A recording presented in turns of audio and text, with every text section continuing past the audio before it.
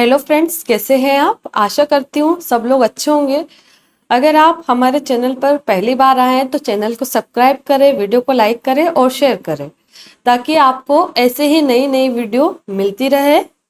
आज की इस वीडियो के माध्यम से हम जानेंगे कि पीरियड्स के समय होने वाली हेवी ब्लीडिंग को हम कैसे रोक सकते हैं और पीरियड से ज़्यादा आने के या ब्लड क्लॉट आने के क्या कारण होते हैं।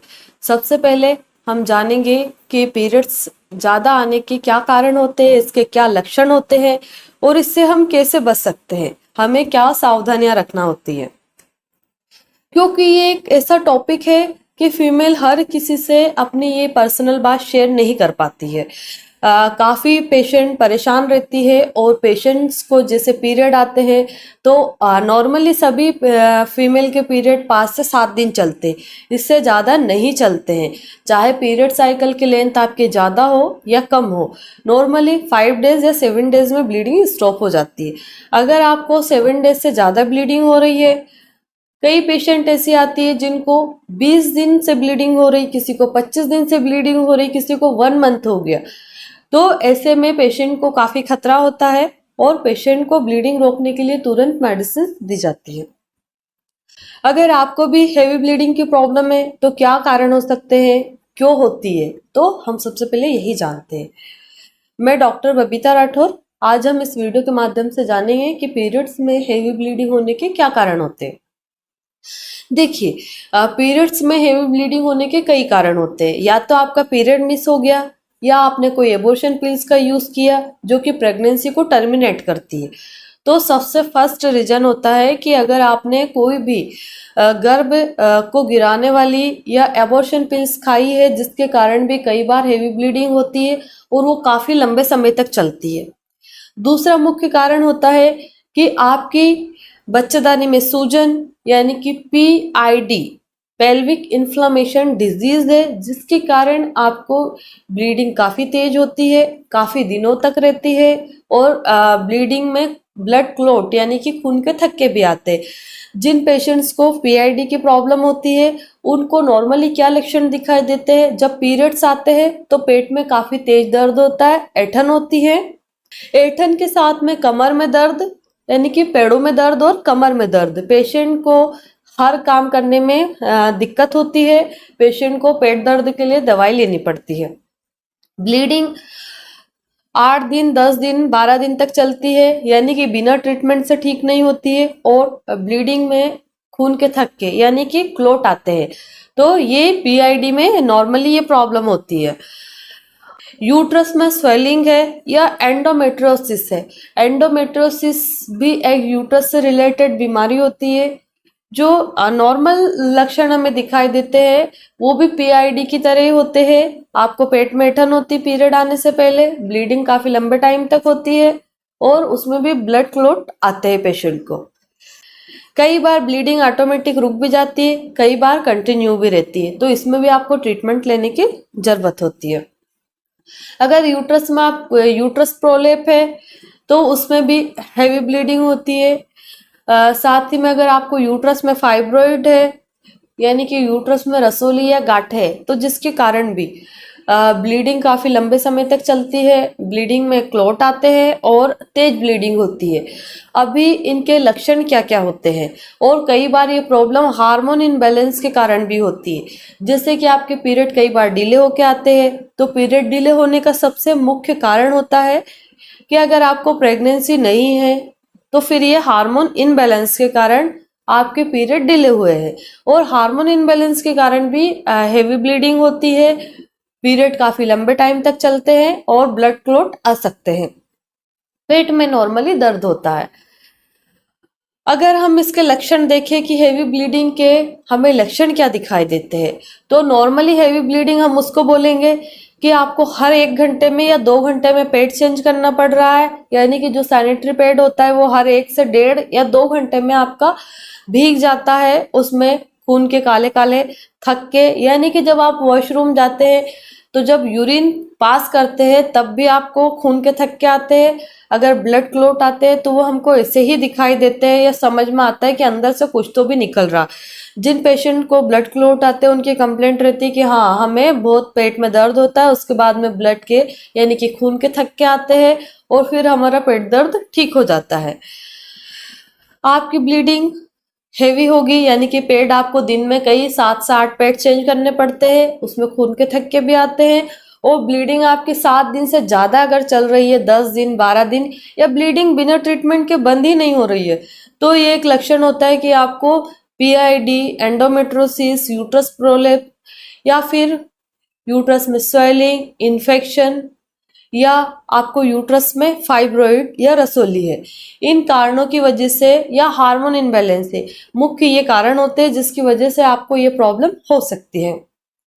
अभी हम इसका डायग्नोस कैसे करें, हम कैसे पता करें कि हमको आखिर प्रॉब्लम क्या है जिसकी वजह से ये बीमारी हो रही है या फिर हमें ये प्रॉब्लम हो रही है। देखिए, पीरियड हर महीने आते हैं और ये हर एक फीमेल को आते हैं।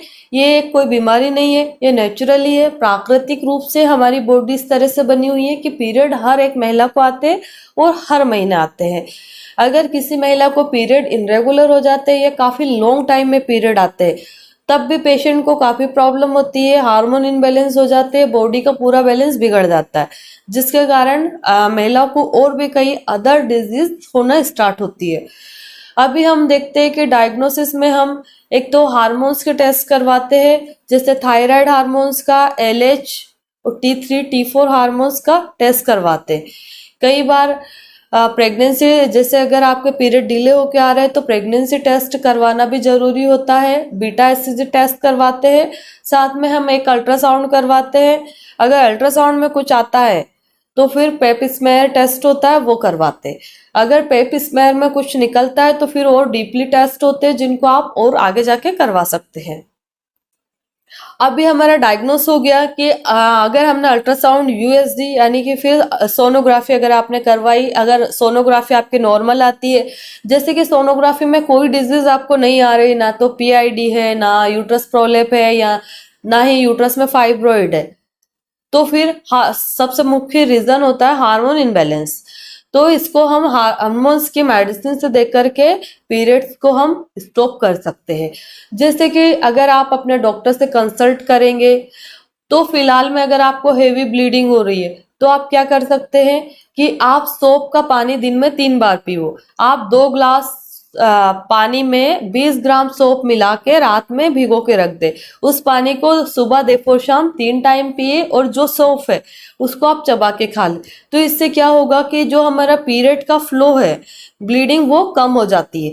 फिर आप नियरेस्ट डॉक्टर से कंसल्ट करें, पूरा चेकअप होगा, उसके बाद में देखा जाएगा कि क्या प्रॉब्लम है, उसके अकॉर्डिंग मेडिसिन आपको प्रिस्क्राइब की जाती है। अगर हम मेडिसिन के बारे में देखें तो नॉर्मली मेडिसिन जैसे कि प्रिस्क्राइब की जाती है ब्लीडिंग को रोकने के लिए, वो टैक्साकाइन या ट्रेनेक्सा, जिसमें कि ट्रेनेक्सा मेफेनिक एसिड होता है, इथम सेलाइड यूज की जाती है। और भी कई ब्लड क्लॉट मेडिसिन आती है ब्लड को रोकने की, जैसे विटामिन के साथ में दिया जाता है। साथ में जैसे हार्मोनल टैबलेट दी जाती है 21 डेज की, जैसे कि आप रेजिस्ट्रॉन ले सकते हैं, अनवांटेड 21 टैबलेट ले सकते हैं।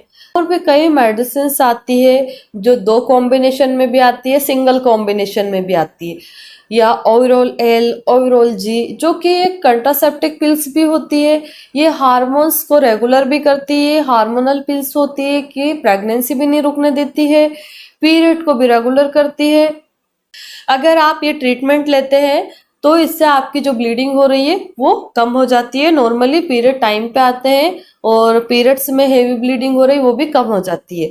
तो आपको कुछ महीने तक, 4 से 6 महीने तक पीरियड ट्रीटमेंट लेना होता है, जिससे कि आपके पीरियड में जो हेवी ब्लीडिंग है ये कंट्रोल हो जाती है। कई बार नहीं होती है 4-6 महीने के ट्रीटमेंट लेने के बाद भी, तो फिर आपको कई ऐसी डिवाइस होती है जो कि ब्लीडिंग को रोकने में मदद करती है, जैसे कि मैरिना होता है, वो ब्लीडिंग को रोकने में मदद करता है। तो वो यूट्रस में डाल दिया जाता है, जिसके वजह से आपको ब्लीडिंग कम होती है और पीरियड्स में इतने हेवी नहीं होते।